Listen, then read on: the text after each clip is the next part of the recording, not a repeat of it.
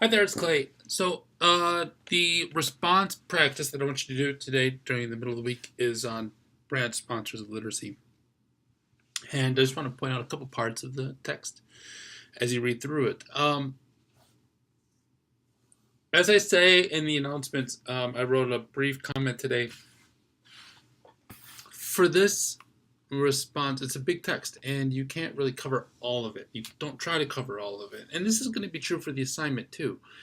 What you need to do is find an idea, a concept, an argument, and boil it down to a smaller part. You've got to sort of let go of the other details and focus on that idea and explain it, summarize it, and then write a response to that.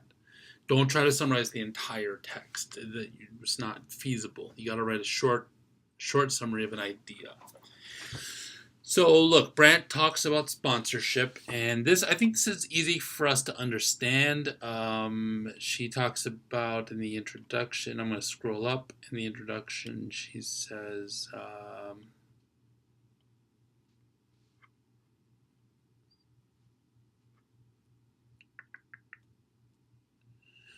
Sponsors here on the 167. The bottom of 166, the top of 167, she starts to talk about sponsors. Right here, sponsors.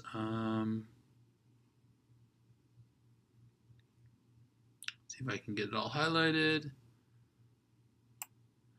Sponsors, I've come to think of them, are any agents, local or distant, concrete or abstract, who enable, support, teach, model, as well as recruit, regulate, suppress, or withhold literacy and gain an advantage by it in some way.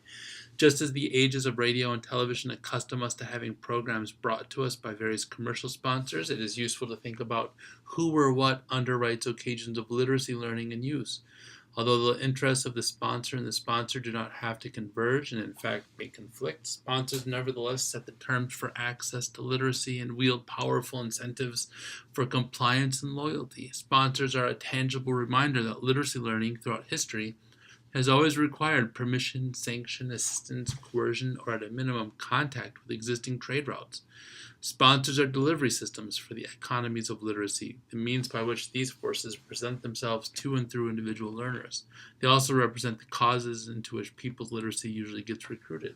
So, sponsors is a term that Brandt uses to think about how people and institutions help support, encourage us to develop certain reading and writing practices. And she illustrates this by looking at a couple different examples, Raymond and Dora, for instance. And she talks about how their experience growing up in the same university town is very different. They're engaged with different sponsors. Those sponsors encourage the development of different types of literacies. And so Raymond and Dora have very different experiences with college. So try to pay attention to these ideas and pay attention to the examples. Let go of the parts that are difficult, and just try to focus on understanding one concept from the text, and then try your best to summarize that concept and write a response that makes an argument, agrees with it, disagrees with it. So I'll look forward to those being posted later today. If you have questions, let me know, and I'll try and develop a conversation tomorrow based on what you guys write. So until then, thanks, and we'll see you soon.